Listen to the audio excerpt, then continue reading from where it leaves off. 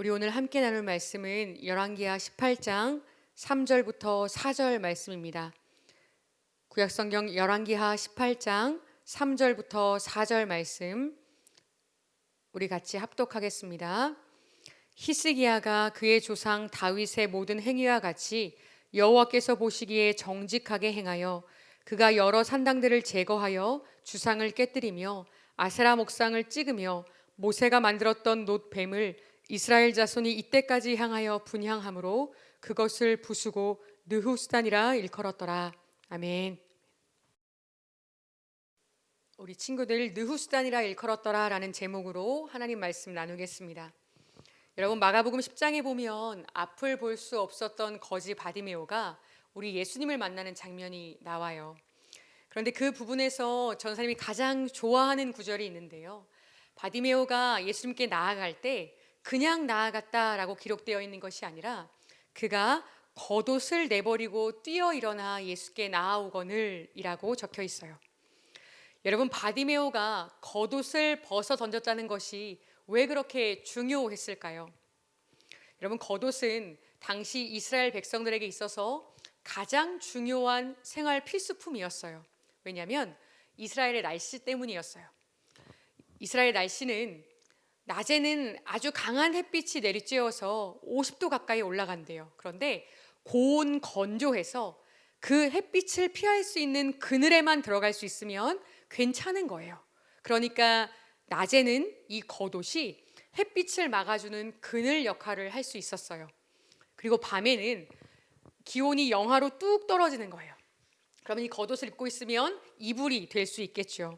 이렇게 생존에 가장 필요한 필수품이어서 구약성경에 어떤 말씀까지 하고 계시냐면, 누군가가 어떤 사람에게 빚을 많이 져서 모든 것을 다 팔아서 갚아야 할 그때에도 절대 그 사람의 겉옷만큼은 빼앗지 말아라 라고 말씀하실 정도였어요. 앞을 보지 못하고 구걸했던 바디메오에게도, 아니 그런 바디메오였기 때문에 더더욱 이 겉옷이 너무나 중요했어요. 어쩌면 그의 마지막 재산이었겠죠. 그의 겉옷은 아주 낡고 헤어지고 냄새도 나고 그랬을 것 같아요. 그런데 이게 없으면 살아갈 수 없으니까, 이 날씨 가운데 살아남을 수가 없으니까 바디메오는 이 겉옷을 꽁꽁 끌어안고 절대 놓지 못하고 살았을 것 같아요. 그런데 이 중요한 겉옷을 바디메오가 언제 벗어 던졌다고 말하고 있어요? 예수님께서 그를 부르셨을 때요. 여러분, 이 겉옷 이야기를 마음속에 두고 이제 오늘 본문인 열왕기하로 한번 넘어가 볼 거예요.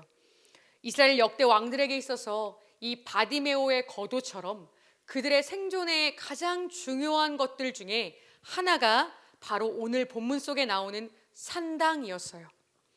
여러분, 산당은 원래 가나안 민족들이 자기들의 신에게 제사를 드리려고 산 꼭대기에 만들어 두었던 제사의 장소였어요.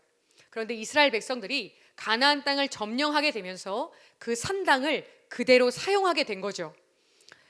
이제 우상들에게는 우상 숭배를 하지 않고 이제 하나님께 제사를 드리는 예배 터전으로 이스라엘 백성들이 사용하게 된 거예요. 그래서 실제로 솔로몬이 성전을 완성하기 전에 우리가 잘 알고 있는 일천 번제를 드린 곳도 기브온이라고 하는 장소에 있었던 산당이었어요.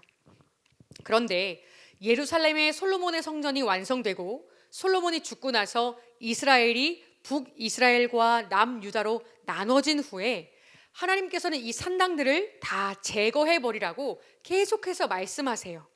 왜냐하면 이제 공식 장소인 성전이 세워졌는데도 불구하고 백성들이 자기와 집이 가까운 그 산당에 가서 제사를 드리지 성전에 안 오는 거예요. 그리고 더 큰 문제는 무엇이냐면, 산당에서 하나님께만 제사를 드려야 하는데 온갖 우상들, 바알, 아세라, 몰록, 그모스, 심지어 오늘 본문에 보면 뭐까지 갖다 놓고 섬기냐면, 여러분, 옛날에 이스라엘 백성들이 출애굽할 때 광야에서 불평을 하니까 하나님께서 불뱀을 보내서 이스라엘 백성들을 죽게 하신 장면이 있었죠. 그죠? 모세가 이스라엘 백성들을 위해서 간절히 중보하니까 하나님께서 놋으로 뱀의 형상을 만들어서 누구든지 그 놋뱀을 바라보는 자는 살 것이다 라고 말씀하셨는데, 그때의 놋뱀이 수백 년이 흐른 지금까지 이스라엘 백성들 사이에 남아 있어서 이제는 백성들이 그 놋뱀을 가져다가 산당에 놓고 우상으로 섬기기까지 한 거예요. 그러니까 하나님께서 보실 때 이 산당을 다 없애지 않으면 이스라엘 백성들이 계속해서 우상 숭배를 하게 되니까 산당을 없애라고 말씀하신 거였어요. 그런데요, 왕들이 이 하나님 말씀에 순종을 못해요.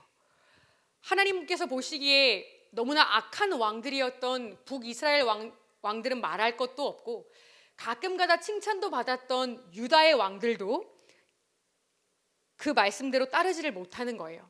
왜 그랬을까요? 성경은 왕들이 왜 산당을 없애지 못했는지 구체적으로 말하고 있지는 않지만, 그 당시 산당의 역할을 생각해 보면 우리가 추측해 볼 수 있는 이유들이 있어요. 여러분, 산당은 제사를 드리는 곳이기도 했지만 왕에게 바쳐지는 세금을 모으는 그런 행정적인 역할도 했어요. 게다가 여러분, 제사를 드리면 뭐가 있어요? 재물이 있지요.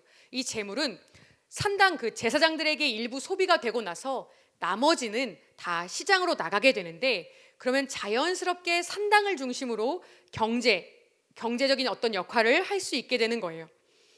그리고 그 산당 안에는 제사장들을 비롯해서 그 산당의 여러 업무들을 처리할 많은 사람들이 상주에 있었겠죠.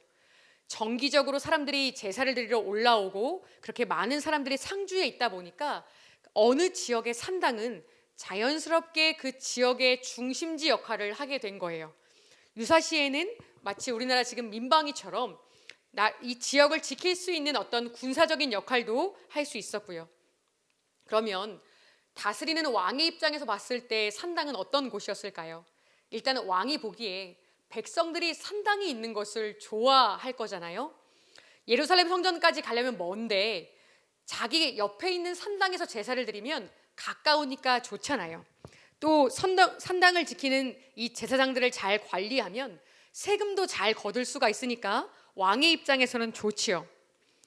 그래서 좋은 만큼 산당을 없애려고 할 때 두려운 마음도 커지는 거예요. 여러분, 산당을 없애려고 하면 가장 먼저 뭐와 부딪혀야 할까요? 이 산당에서 계속해서 예배를 드려왔던 그 지역 주민들의 반발이 있을 수 있겠죠. 평생을 예배를 드려왔는데 거기가 닫히는 거예요. 그리고 또 누구의 반발이 있을 수 있냐면 그곳에서 살던 제사장들이요. 여러분, 한순간에 그 제사장들과 많은 사람들을 쫓아내야 되는 거예요. 예루살렘 성전으로 불러드릴 수도 있지만 전국 각지에 있는 사람들이 한 성전에서 모든 걸 다 일자리를 줄 수가 없잖아요. 그리고 또 한 가지, 산당이 감당했던 어떤 행정적인 역할, 군사적인 역할, 이 모든 것들을 대신할 대안을 마련해야 하는데 왕의 입장에서 봤을 때 그런 면에서, 정치적인 면에서 이 산당을 없애는 게 결코 쉬운 일이 아니었던 거예요. 게다가 히스기야 왕 때에는 어떤 배경이 있었냐면 유다 위쪽에 있던 북이스라엘이 거의 멸망해 갈 때였어요. 여러분, 그 당시에 거대한 제국이었던 아수르가 북이스라엘의 수도였던 사마리아를 점령해 버린 거예요. 여러분, 한번 이렇게 생각해 보세요. 지금 우리나라에 중국과 러시아가 지금도 영향을 많이 미치고 있는데, 예를 들어서 그 중국군이나 러시아군이 북한의 평양을 점령했다고 생각해 봅시다. 그럼 어떤 일이 벌어질까요? 우리 남한 입장에서는, 우리 대한민국 입장에서는 바로 옆에 지근거리에 거대한 국가들이 생기는 거니까 우리가 느끼는 그 압박감과 실질적인 그 위협감이 대단했겠죠. 게다가 그때는 큰 나라가 작은 나라를 계속 침략하던 때였거든요. 호시탐탐 아수르가 안 그래도 유다를 침략하려고 노리고 있는데 산당을 없앤다고 이 내부적인 혼란을 만들면 이때 아수르가 쳐들어올까 봐 마음속에 두려움이 생기는 거예요. 게다가 이런 부담도 있었을 것 같아요. 여러분, 산당을 없애려고 할 때 그 산당에서 섬기던 우상들 중에는 아수르의 신들도 있었거든요. 여러분, 그러면 아수르 입장에서 봤을 때 어느 날 히스기야가 산당을 없앤다고 산당을 다 부수는 와중에 아수르의 신상들이 다 무너지고 불태워졌다고 생각해 보세요. 그러면 아수르가 그 핑계를 잡고 너희가 감히 내 신들을, 우리들의 신을 욕보였어? 하고 쳐들어올 수도 있는 거잖아요. 그죠? 그 공격에 빌미를 줄 수 있는 거예요. 여러분, 전사님이 마치 세계사 시간이었던 것처럼 길게 설명을 했는데요. 정리해보면 이 산당은 왕들에게 있어서 굉장히 편리한 곳이었고, 그것을 없애려고 할 때 걱정해야 될 것들이 많았고, 그래서 반드시 있어야만 하는 외부적, 내부적 상황이 있었던 곳. 그래서 백성들이 하나님께도 제사를 드리지만 우상 숭배도 계속해서 했던 곳. 여러분, 그곳이 그때의 산당이었어요. 여러분, 앞에서 이야기한 바디메오의 겉옷과 이 산당을 연결지어서 생각해 봅시다. 편리함, 두려움, 외부의 상황. 여러분, 이 둘이 굉장히 비슷하지 않나요? 이 두 가지에 하나 더 덧붙여서 생각해 보는 거예요. 바로 우리들의 죄예요. 여러분, 죄에 대해서는 여러 가지 정의가 있을 수 있어요. 어떤 사람들은 하나님에게서 멀어진 것, 이것을 죄라고 하고, 또 어떤 분들은 관역에서 빗나간 것, 이것을 죄라고 하고, 또 어떤 사람들은 하나님보다 더 사랑하는 것을 죄라고도 얘기해요. 여러분, 그런데 오늘은 이 시간에는 그런 사전적이고 추상적인 의미에서의 죄가 아니라 내가 생각하는 나의 죄, 내가 지금 행동으로 짓고 있는 죄, 내 마음으로 반복되고 있는 죄, 그리고 그렇게 내가 죄를 짓게 만드는 그 죄로 연결되는 나의 약함, 예를 들어서 우울함이라든지 분노라든지 그런 나의 이야기로 생각해 보는 거예요. 여러분, 우리가 왜 하나님께서 싫어하신다는 것을 알면서도 이 죄를 버릴 수 없을까요? 앞에서 말했던 바디메오의 겉옷과 산당, 이 두 가지를 생각해 보면서 우리가 죄를 버리지 못하는 이유를 한번 고민해 보면, 첫째, 우리는 그 죄가 필요한 거예요. 여러분, 죄는 그 순간 우리에게 분명한 즐거움을 줘요. 편안하고요, 편리할 때도 있어요. 그리고 그 죄를 매개로 만나는 사람들과의 관계 속에서 심리적이고 때로는 경제적인 이득을 주기도 해요. 여러분, 그래서 우리는 죄가 필요하고 끊어낼 수 없는 거예요. 두 번째 이유, 두려워서 그래요. 내가 이걸 죄인 건 알지만 내가 이 행동을 하지 않으면 나는 너무 외로울 때, 내 마음이 허전할 때 어떻게 이 마음을 채울 수 있지? 어떻게 위로받을 수 있지? 좋지 않은 관계라고 생각해서 내가 그 사람을 끊어내버리면 그 사람이 나에게 상처를 받으면 어떻게 하지? 나는 너무 외로울 때 나 혼자 있어야 하는 게 아닐까? 그리고 어떤 일을 하는데 그 일이 하나님 보시기에 나쁜 일이라고 해서 지금 와서 끊어버리면 내가 큰 손해를 입게 되면 어떻게 하지? 세 번째, 환경. 우리가 지금까지 살아왔던 우리들의 삶이, 그 상황이 마치 남유다를 압박했던 거대한 아수르처럼 우리를 짓누르는 거예요. 지금은 안 돼. 지금은 그럴 때가 아니야. 다른 거 신경 쓸 때도 많잖아 하면서 죄에 대해서 집중하지 못하게 하고 다른 것들에 우선순위를 두게 하는 거예요. 여러분, 그렇게 솔로몬의 성전이 세워져 있었음에도 불구하고 백성들 사이에 지방 곳곳마다 산당들이 유지되었던 것처럼 하나님을 믿는다고 하는 우리들, 교회를 다닌다고 하는 우리들의 삶의 구석구석에도 산당들이 여전히 있는 거예요. 하나님도 섬기지만 내 욕심도 섬겨요. 하나님을 찬양하지만 그 사람도 찬양해요. 하나님을 믿지만 죄가 가져다주는 유익도 믿는 거예요. 아니요, 그걸 더 크게 믿는 거예요. 아직 나의 신앙으로는, 고백으로는 하나님께 신앙 고백을 했지만 하나님의 다스리심이 내 삶의 어느 부분에는 닿지 못하고 있는 거예요. 하나님, 다른 건 다 할게요. 근데 이것만큼은 못하겠어요.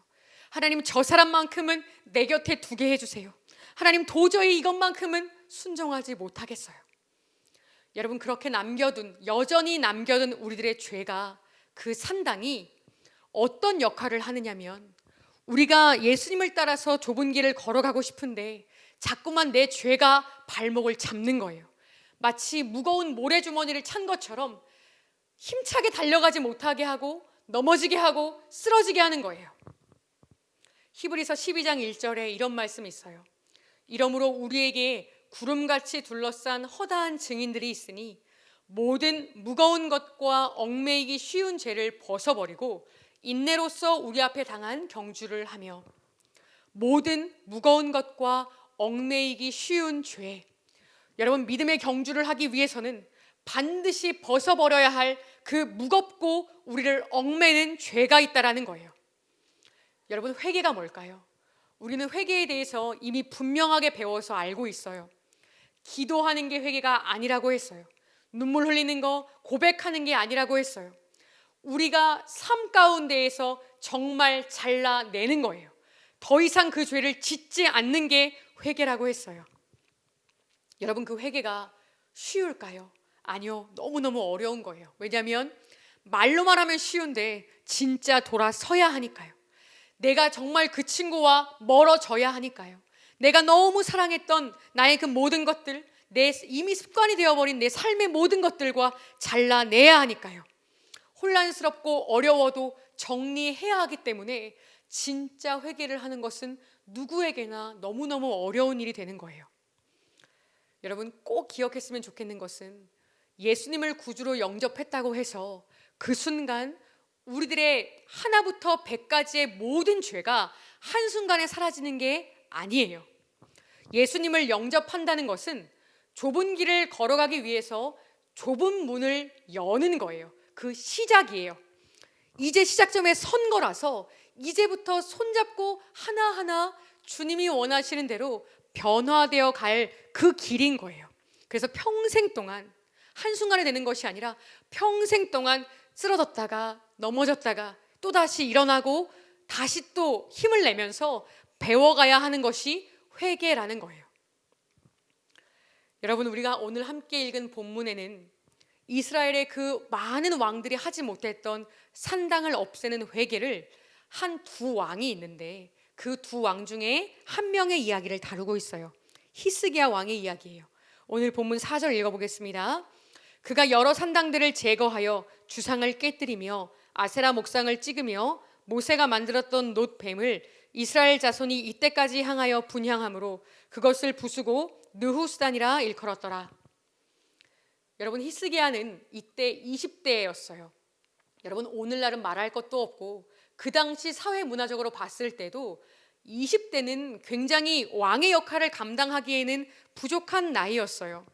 정치적인 힘도 부족했고요. 게다가 그때가 언제였냐면 히스기야의 아버지 그러니까 전 왕이 이미 아수르에게 모든 충성을 다 바쳤을 때였어요.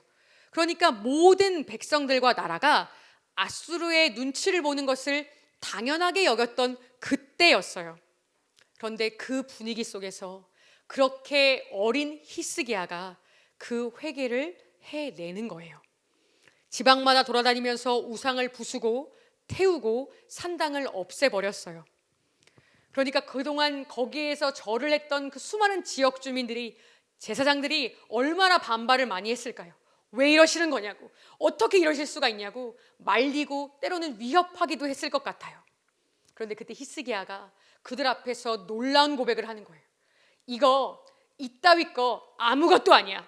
이거는 우리의 하나님이 아니야. 이거는 느후스단이야.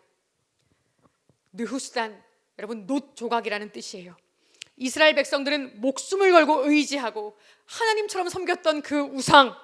그런데 히스기야가 그 우상을 보고 이렇게 얘기하는 거예요. 이건 하나님이 아니야. 이건 아무 쓸데없는 놋 덩어리일 뿐이야. 여러분 우리에게는 그런 느후스단들이 없나요? 여러분 우리가 그렇게 의지하는 그 행동, 그 사람, 그 모든 것들 가만히 생각해 보세요. 여러분이 그렇게 오랜 시간 바쳤던 그 모든 것들, 여러분 그것이 정말로 그 사람이 정말로 여러분에게 깊은 평안과 만족을 주던가요? 가장 힘들고 어려운 그때에 진정한 위로를 줄 수 있나요? 아니요, 우리는 사실 알고 있어요. 그것들은 우리들의 하나님이 될 수 없어요. 아무 힘도 능력도 없는 놋 덩어리일 뿐이에요. 여러분 우리는 사실 다 알고 있는데 그게 있으면 편하니까, 없애기에는 무서우니까, 그래야 할 것 같으니까 끌어안고 있는 거잖아요.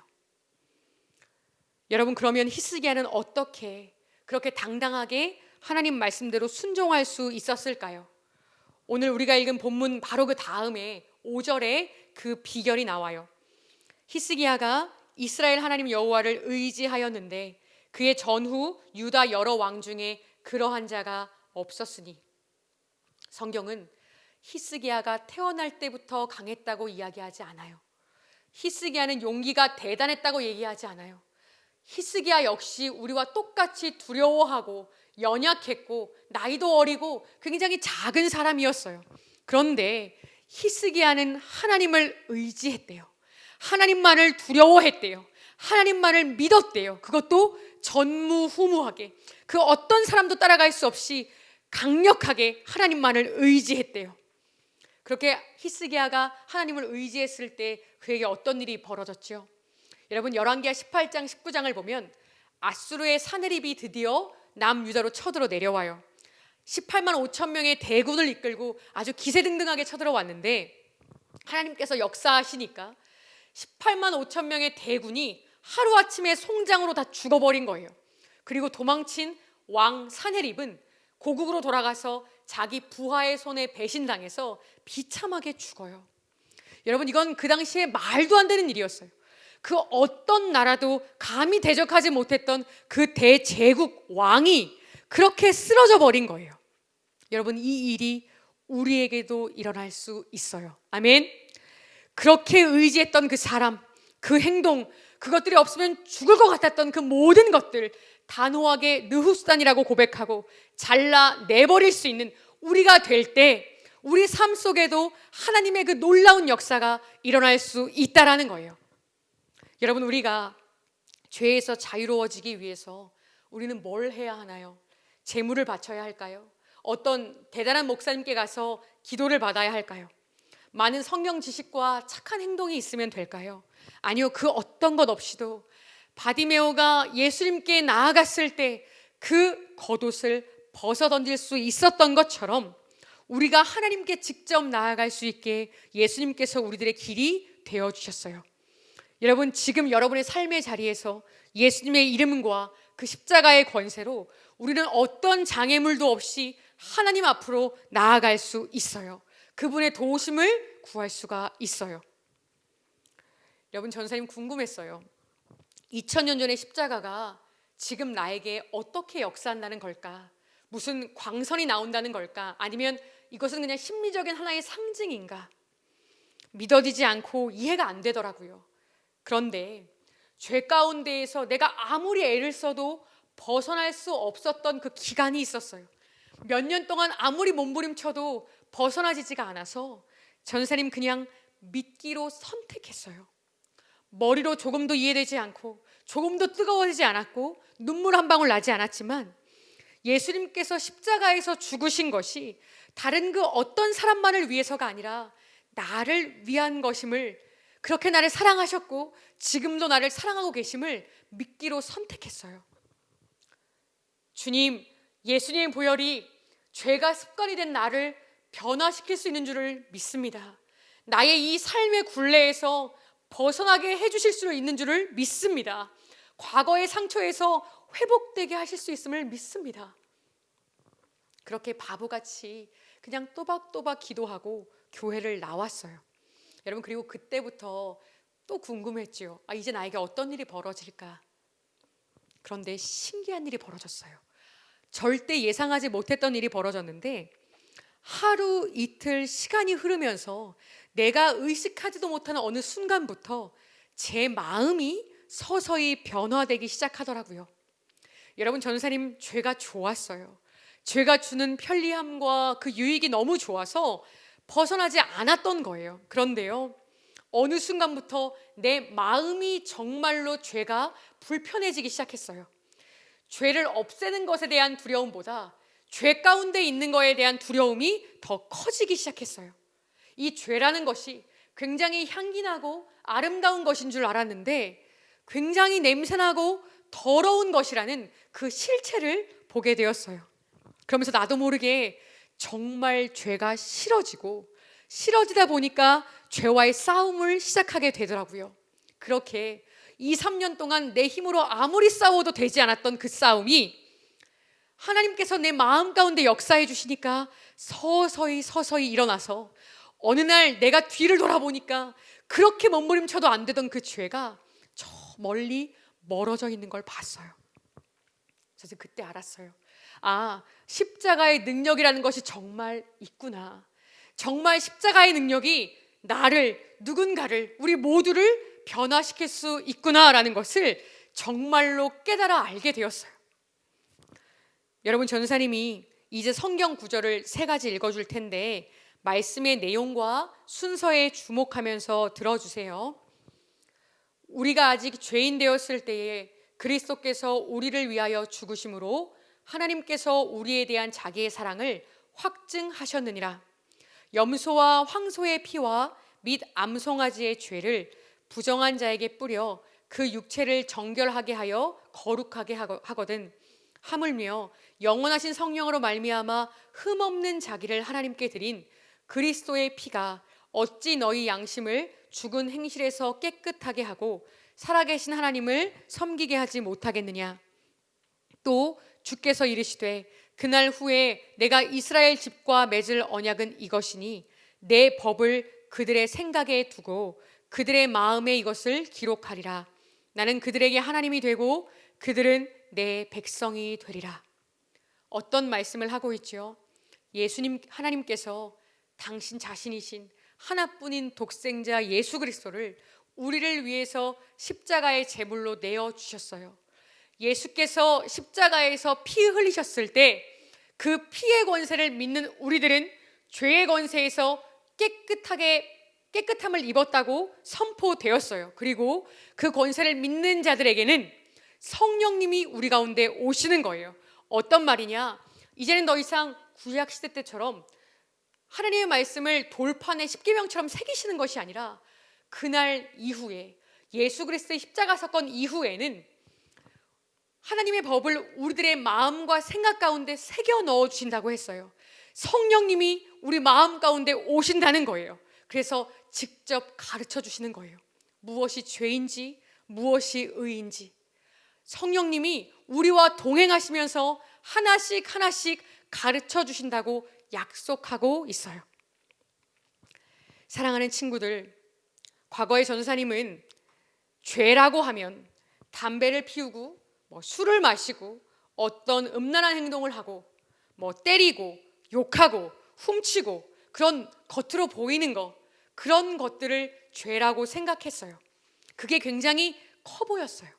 여러분, 그런데요, 전사님이 내 죄와 싸워보고 또 친구들과 오랜 기간 동안 함께 살면서 보게 된 게 무엇이냐면, 진짜 문제는 겉으로 드러난 그런 게 아니라 담배를 피워야만 불안함이 가시고 술을 마시고 친구들과 어울려야만 외롭지 않고 누군가에게 사랑을 받아야만 음란한 행동을 해야만 위로를 받는 우리의 속사람, 우리의 마음이 진짜 문제라는 것을 알게 되었어요. 문제가 속사람이기 때문에 회복의 첫 걸음도 단지 우리의 몸을 쳐서 어떤 죄를 내 몸으로 짓지 않는 그런 노력이 아니라 우리가 진실한 마음으로 우리의 속사람으로 하나님께 돌이키는 것이 먼저여야 해요. 그래서 전도사님은 여러분에게 이런 이야기를 한 적이 있어요. 전도사님이 아는 어느 아이가, 그 아이는 아주 마음 가운데 깊은 상처도 있었고 아주 사고도 많이 쳤던 그 아이가, 경찰서에도 가고 감옥에도 갇혔던 그 아이가 어느 날 나한테 이렇게 얘기를 했어요. 전도사님, 저는 쓰레기예요. 제 인생은 이제 바닥이에요. 저는 더 이상 끝났어요. 이제 아무 희망도 없어요. 그때 내가 그 아이에게 이렇게 말했어요. 맞아, 세상 사람들이 보기에 너는 고등학생의 나이로 이런 죄를 저질렀으니까, 그 누구도 해서는 안 되는 이런 잘못들을 했으니까 그 말이 맞을지 몰라. 그런데 있잖아, 전사님이 있는 하나님은 어떤 분이시냐면, 네가 만약 술 마시고 노래방에서 친구들과 노는 그 방탕한 와중에, 그 방탕한 시간들 가운데 더 이상 이대로는 살고 싶지 않아서 정말 간절한 마음으로 그 노래방 한가운데에서 하나님, 저 좀 변화시켜 주세요. 하나님, 저 새롭게 살고 싶어요. 저 이제 좀 다르게 살고 싶어요 라고 그 노래방에서 아주 작은 목소리로, 그 누구도 들을 수 없게 속마음으로 이야기하는 그 기도를 할 때 김미정 전도사가 산에 올라가서 12시간 철야기도 하는 것보다 내가 믿는 하나님은 김미정 전도사의 그 12시간 철야기도보다 바로 너의 그 기도를 천둥같이 들으실 거야. 그리고 반드시 너에게 역사해 주실 거야. 내가 믿는 하나님은 그런 분이야. 죄인이 벗어나고자 할 때, 죄인이 새로워지기를 원할 때, 하나님의 도우심을 간절히 구할 때 반드시 찾아와 주시고 만나 주시는 분이야. 여러분, 전사님은 그 하나님을 분명히 믿어요. 하나님은 우리들의 회개를 기뻐하시고 그 어떤 기도 제목보다 빠르게 이루어 주시는 분임을 믿어요. 우리 같은 죄인이라도 새 생명 주기를 원하시고 하나님의 자녀인 우리가 이 땅 가운데 살아가면서 가장 행복하고 가장 아름다운 삶을 살기를 누구보다 간절히 원하시는 그 하나님이심을 전사님 믿어요. 이제 말씀 마칠게요. 바디메오가 도저히 벗어버릴 수 없을 것 같았던 그 겉옷을 벗어 던져버린 것처럼, 히스기야가 누구도 하지 못했던 산당을 없애버린 것처럼, 여러분, 우리도 그렇게 우리들의 죄, 여전히 남아있었던 우리들의 산당을 없애버릴 수 있어요. 내 힘으로는 안 돼요. 내 의지로는 안 돼요. 그러나 우리를 사랑하신 예수 그리스도의 십자가의 능력으로 말미암아 우리는 변화될 수 있어요. 이미 예수님께서 이미 이기셨기 때문에 우리도 이길 수 있어요. 여러분, 우리 각자 있는 그 자리에서 진실한 마음으로 하나님께 한 번 더 찬양했으면 좋겠어요. 한 번 더 하나님께 고백하면서, 주님, 내 마음을 아시지요. 다른 그 누구도 알 수 없지만 주님은 내 마음을 아시지요. 내가 얼마나 변화되기를 원하고 내가 얼마나 새 삶을 살기를 원하는지 주님 아시지요. 예수 피를 힘입어서 우리 하나님께 나아갑시다.